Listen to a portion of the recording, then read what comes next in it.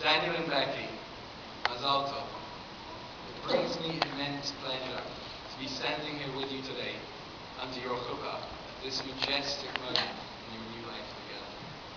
When two such remarkable individuals decide to spend their lives together, it makes the occasion feel so special. Rabbi Yehuda Loew of Prague, the Maharal, says that when a parent names their child, it is an act of prophecy. Names have great meaning, so the naming lays a foundation for the child's character to be built upon. Daniel, your biblical namesake, is found in Sefer Daniel, the book of Daniel. The Babylonian king Nebuchadnezzar is looking to hire advisors, and Daniel fits the job description. After all, the verse tells us, the king seeks someone who has no blemish, is good-looking, skillful in all wisdom, discerning in knowledge and perceptive in learning, and who has stamina to serve in the king's court. And Daniel is the first one brought to him. As well as being a prophet, Daniel became an expert politician. He was comfortable in the corridors of power.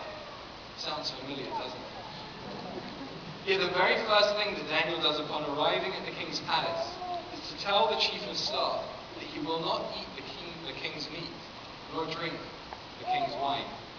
Daniel keeps kosher. He won't allow his acculturation with the Babylonian elite to threaten his own identity. Daniel knows where he has come from, and his commitment to his values is non-negotiable. Nebuchadnezzar had just returned from a 3-year campaign to destroy Jerusalem, and risking his own life, Daniel turns around and says, "You may have assaulted my people, you may have destroyed our holy temple, but I still keep kosher." Daniel, courage is your middle name. In Yeshiva at Kush and at the London School of Economics, you were the paradigm of someone who lived steadfastly by the principles they believe in. I recall winter 2003. Segments of the British public weren't too pleased about the war in Iran. A million anti-war protesters descended on central London, yet there wasn't a single counter-protester in sight. Bar one, Daniel Freedman.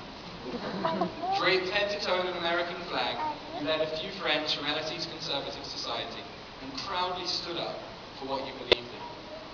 That day in London, and every day since, you show us that the winds of popular opinion do not fluster you. You show us what it means to have principles and what it means to live by those principles, no matter the opposition.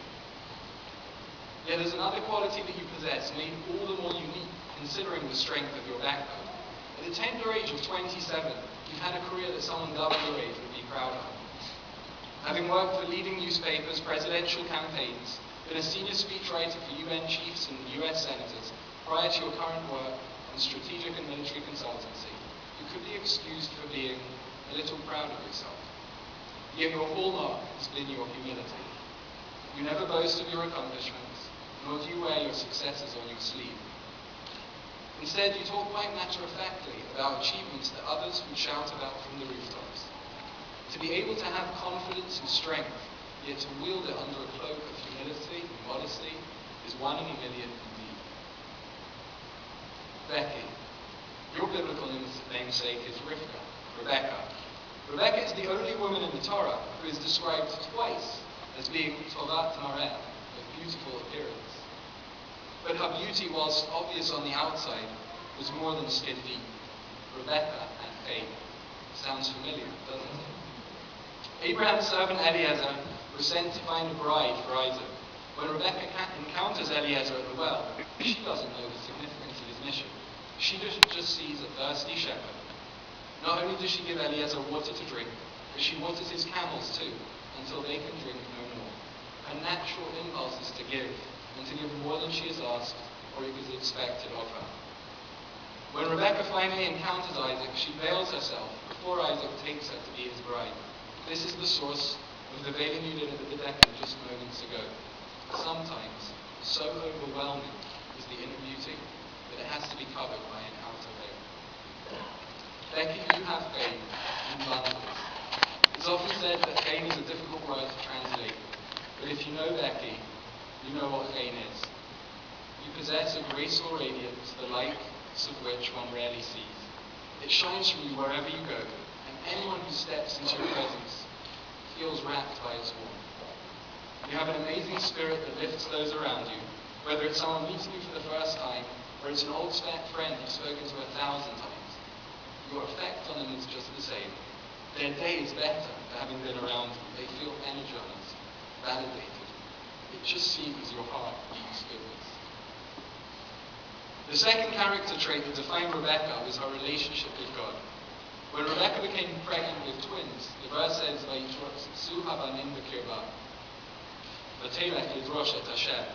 the boys kicked inside of her, and she went to inquire of God. Without skipping a beat, she seeks out God. Rebecca wants to understand the meaning of what is happening to her. She cared greatly about her relationship with her Creator. I know how private you are about these things, Becky, so I don't want to compromise your honesty. But suffice it to say, you spend so much time in shul at the Jewish Center, the rabbi thinks you're after his job. The time and care you put into your davening is inspiring, and the love you have for your Torah education is clear to those who know you well. It reflects the genuineness of your religious personality, the quiet way in which you pray or study, not looking for attention, attests to the purity of your devotion. You don't aim to impress anyone, but merely to have a meaningful relationship with God. The combination of these four incredible traits in your marriage means the sky is the limit for what you can achieve together. Your combined potential is vast. Daniel, your commitment to the principles you believe in, and the modesty with which you live by those principles. Becky, your kind-heartedness and endless faith, underpinned by your special relationship with God. These will be the four walls of your home. These will be the four pillars of your marriage. You truly make a phenomenal couple. Anyone who's spent time with you since you first met 4 years ago on the Upper West Side can attest to how natural your connection is and how much you effortlessly complement each other. In fact, many of us realized it before you did. But thank God you did. Thank God your friendship became real love.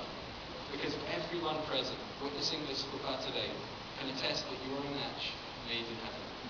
May you know endless joy in each other, and may you merit to build Bayit Ne'eman Yisrael.